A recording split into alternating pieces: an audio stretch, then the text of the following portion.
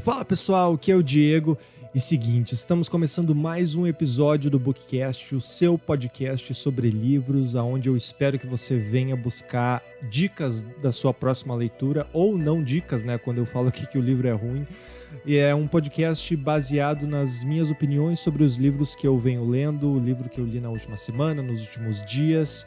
É assim que o Bookcast é estruturado. Espero que vocês estejam gostando do Bookcast. Eu realmente estou gostando muito de fazer esse formato. E hoje eu trago aqui para vocês um livro que talvez 70% das pessoas com quem eu converso na empresa onde eu trabalho ou leram esse livro, ou estão lendo esse livro, ou querem ler esse livro. Então eu imagino que essa realidade seja semelhante em outras empresas.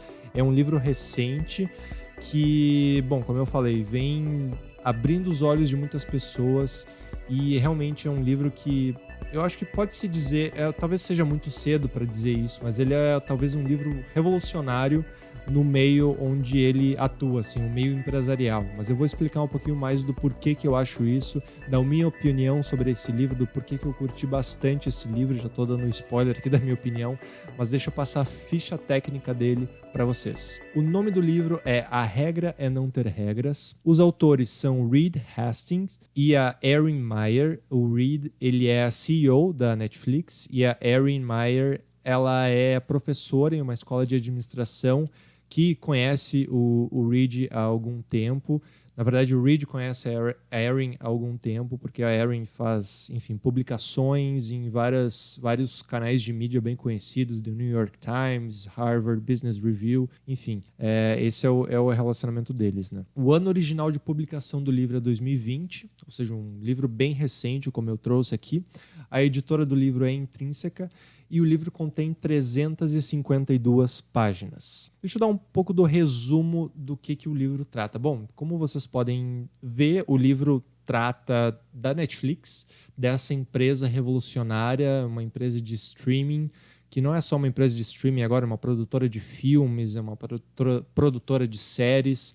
É uma empresa que vem ganhando espaço nesse meio de empresas inovadoras desde o começo dos anos 2000. Se eu não me engano, ela foi fundada em 97 ou 98. É 97 ou 98. Então, ela já vem no mercado, ela está no mercado há bastante tempo, mas até o livro fala isso, que ela tem o destaque dela acontecendo ali em 2010, a partir de 2010, 2015, de maneira internacional. E o resumo do livro nada mais do que mostra a cultura de trabalho da Netflix. O livro conta, como eu falei, o livro ele é contado pelo Reed, que é o CEO atual da Netflix e um dos cofundadores, e a Erin, e eles fazem uma dobradinha muito legal no livro. O livro ele mostra as partes onde o Reed está falando e as partes onde a Erin está se comunicando. Isso faz com que a compreensão do livro como um todo seja muito mais simples de absorver. Não é um tipo de livro onde dois autores trabalham e é um texto único. Cada um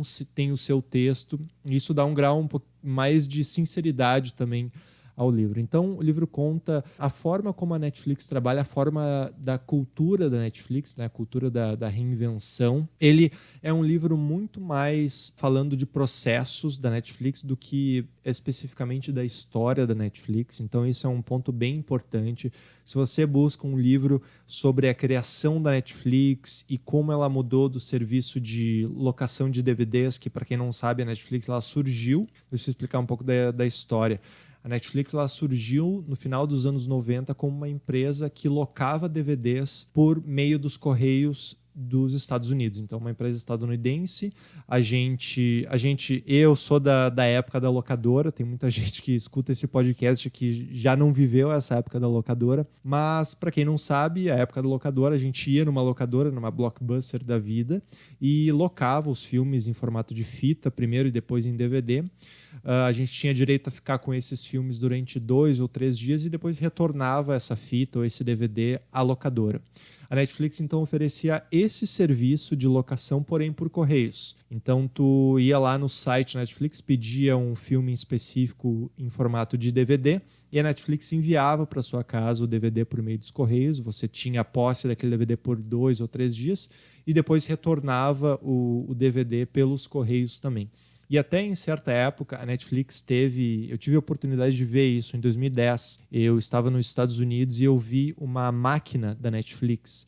Sabe aquelas máquinas que vende refris, salgadinhos, onde tu coloca uma moeda enfim, a máquina te entrega isso?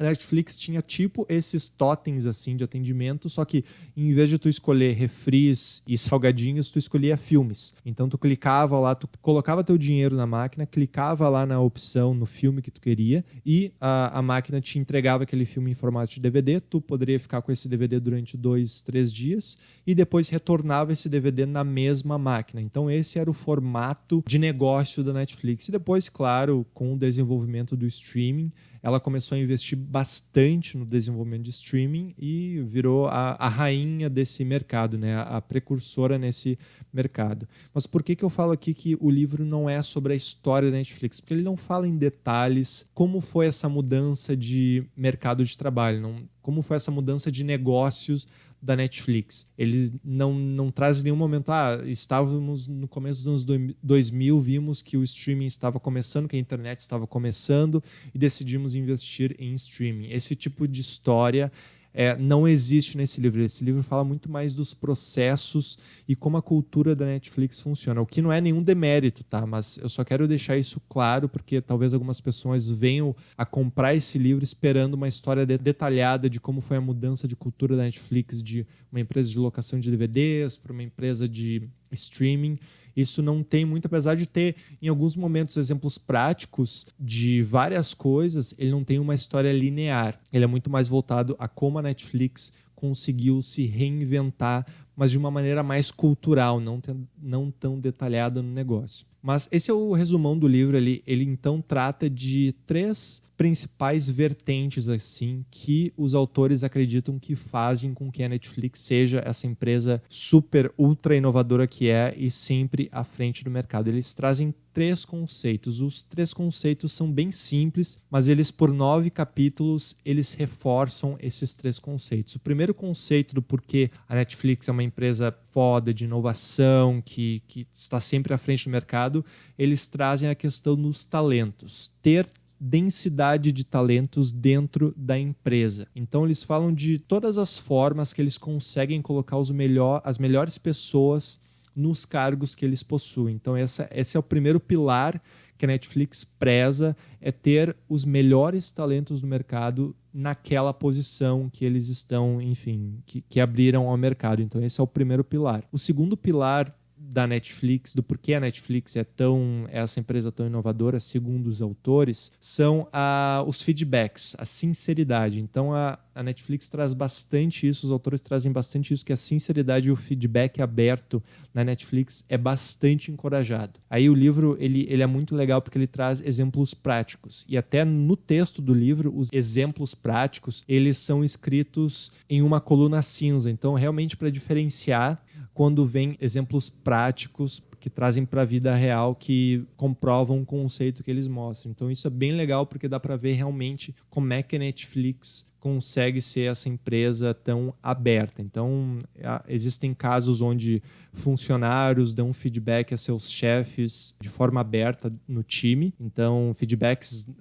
construtivos, né, negativos, eles são dados de forma aberta, com todo mundo do time olhando aquilo. Então é uma coisa bem forte na Netflix. E pelos 9 capítulos, por entre esses 9 capítulos, eles vão explicando como que eles conseguem criar essa cultura de feedback aberto. Não é simplesmente chegar na tua empresa amanhã e falar: seguinte, galera, a gente vai começar a ser mais sincero um com o outro. Não é assim. Eles explicam que tem todo um processo onde eles precisam ensinar os funcionários a serem sinceros para depois começarem a instruir o feedback aberto. E aí o feedback aberto mesmo, com todo o time presente ali vendo aquele feedback. Então tem várias técnicas que o livro ensina que são bem legais e bem práticas assim para realmente serem colocadas em prática. E o livro é bem legal por causa disso. Eles sempre citam os autores: se você quiser ter uma empresa que preza pela inovação, faça isso, faça aquilo. Então o livro é bem detalhista nesse sentido. E o terceiro pilar do porquê que os autores justificam que a Netflix seja uma empresa super inovadora e super à frente do seu tempo, ou na frente do seu tempo não, exatamente no tempo que ela precisa existir, ela está existindo, investindo, né? Que ela está criando mercados, enfim. É a questão da liberdade, dos funcionários terem um empoderamento incrível assim perante as decisões empresariais que eles tenham que fazer durante o dia. Então, de novo, pelos 9 capítulos, eles explicam como que eles trabalharam primeiro essa liberdade, como é que eles conseguiram colocar essa liberdade para funcionar, de forma bem tímida no começo, mas depois, claro, com a cultura se desenvolvendo, conseguem tocar todos os funcionários. Então, essa questão da liberdade é muito legal. Eles trazem também diversos exemplos onde, por exemplo, se um funcionário tem uma ideia, ele não precisa da aprovação do líder ou do chefe dele para colocar aquela ideia em prática. Ele pode trazer essas ideias para o time, ele, na verdade, deve trazer as ideias para o time. Esse funcionário que teve essa ideia, ele vai coletar esses insights das pessoas do time, inclusive do seu chefe, do seu líder. Ele vai testar essa ideia para ver se dá certo e vai colocá-la em prática. Então, não precisa de nenhuma aprovação eu preciso da aprovação da assinatura do meu chefe para comprar tal coisa, para assinar esse contrato com um estúdio de cinema para fazer tal filme, ou para comprar esse documentário. Uma situação bem legal, prática que eles falaram, eles trouxeram a situação do documentário Icarus. Para quem não sabe, o documentário Icarus, que é da Netflix, ele foi distribuído pela Netflix e ganhou o Oscar de documentário, talvez em 2018, eu acho. Isso, em 2018. O documentário Icarus, ele trata de um ciclista amador que ele tenta desvendar, ele tenta consumir esteroides, tenta não ser pego pela instituição das provas lá de antidoping, e ele pretende provar que com doping ele consegue burlar o sistema e, enfim, ser o ganhador das provas lá de ciclismo. Só que nesse meio tempo ele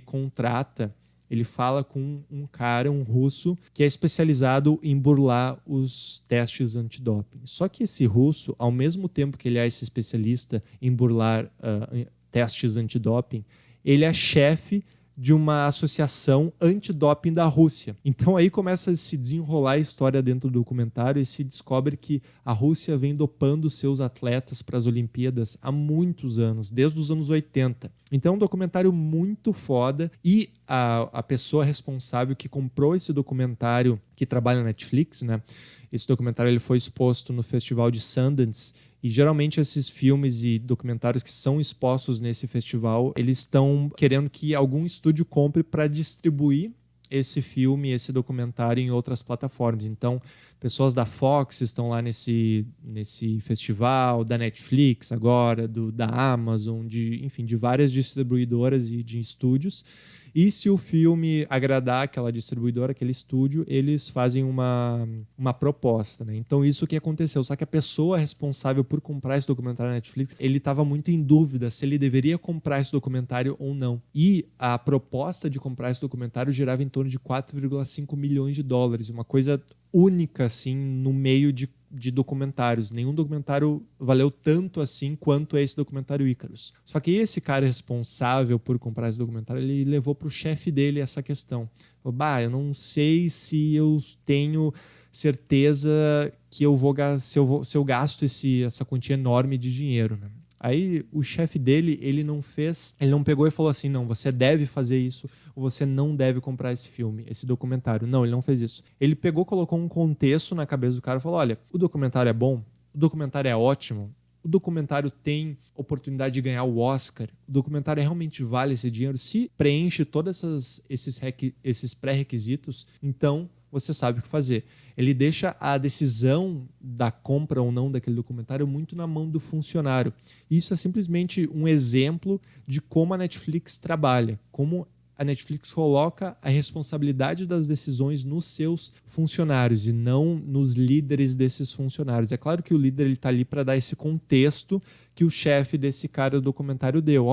O documentário é bom, o documentário tem possibilidade para o Oscar, então tem que avaliar a compra desse documentário, não importando a quantia que eles estão pedindo. E a Netflix traz isso o livro traz isso de uma forma bem simples e bem didática e bem prática, por isso que é muito fácil o entendimento de como a Netflix é. E, bom, no final do livro, ali na parte de trás do livro, existem várias regras, não regras no caso, né? Onde a Netflix não tem política de férias, não tem a questão de tente agradar o seu chefe, você vai ser demitido. Tem um desempenho razoável e você vai ter uma rescisão generosa. Então, o desempenho Netflix do funcionário tem que ser excepcional. E isso cabe muito da questão de ter talentos, ter uma densidade de talentos muito grande, ou seja, talentos bem fortes, ter uma cultura de sinceridade, de feedback aberto bem forte também e ter uma cultura de liberdade onde o funcionário se sinta empoderado a fazer as decisões. Isso é realmente... Existem muitas empresas que pregam isso de,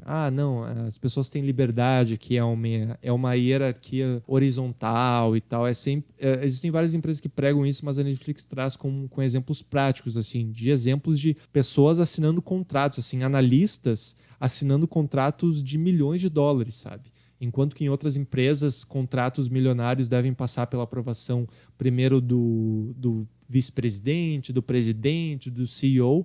Netflix dá esse poder aos funcionários. E, claro, ela dá esse poder aos funcionários porque ela fez primeiro o trabalho de filtrar os melhores talentos. Então, ela sabe que ela conta com os melhores talentos, que ela conta com pessoas adultas ali dentro, e ela dá esse poder para os funcionários poderem, enfim, decidir e aplicar da melhor forma possível o seu know-how, o seu conhecimento. Eu dei um resumão aqui do livro, mas o livro é muito mais do que eu estou falando aqui, obviamente. O livro tem 352 páginas cheias de exemplos bem práticos e conta um pouco da história pessoal do Reed, que é o CEO da Netflix, o cofundador e um dos autores desse livro. Conta a história pessoal. A Erin, que é a coautora desse livro, ela traz bastante as entrevistas que ela fez com funcionários e ex-funcionários da Netflix. Então ela fez entrevista com funcionários da Netflix do Brasil, que fica em São Paulo, a galera da Europa, do leste europeu. Então a Erin vem com um embasamento muito forte, porque o que acontece? Por isso que a dobradinha nesse livro funciona, porque o Reed, que é o CEO da empresa, traz como a empresa é. A Netflix é assim, assim, assado. E a Erin traz, de uma maneira prática, as comprovações do que o Reed está falando por meio das entrevistas que ela faz. Então, se o Reed fala, os funcionários fazem A, ela, por meio das entrevistas com funcionários e ex-funcionários, ela pergunta isso. O Reed trouxe isso. Me diz um exemplo prático onde isso aconteceu. Então, isso faz com que o livro seja muito factível. E antes de eu pegar esse livro, eu estava meio receoso, assim, porque eu falei, um livro escrito pelo CEO da empresa.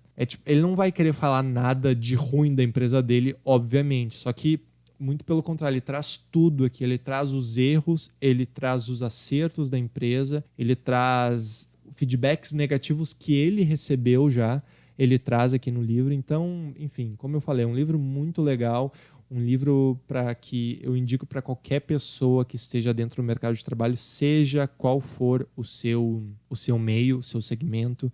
Uma coisa legal também aqui que ele traz, que eu achei que eles não trariam, mas ao final eles trazem, que, por exemplo, a cultura de não ter política de férias. Você pode tirar férias a qualquer momento. Beleza, mas como é que isso se adapta a outras culturas? A gente tem regras aqui, leis trabalhistas aqui no Brasil que são bem rígidas assim quanto às férias dos funcionários. Então, ele traz essa dificuldade de adaptar essa cultura que eles têm nos Estados Unidos em outras culturas. Esse é, na verdade, um dos principais desafios da Netflix atualmente. É continuar aplicando essa cultura que eles têm em outros países onde eles estão cada vez mais se expandindo, né? Eles trazem também que, enquanto a cultura da Netflix americana é ser muito sincero, é ter um feedback direto, assim, tipo, não tem nem floreios, a cultura de feedback do Japão, por exemplo, ela é muito menor, ela é muito mais tímida. Ou seja, os japoneses, eles não estão acostumados a darem feedbacks positivos ou negativos para seus colegas e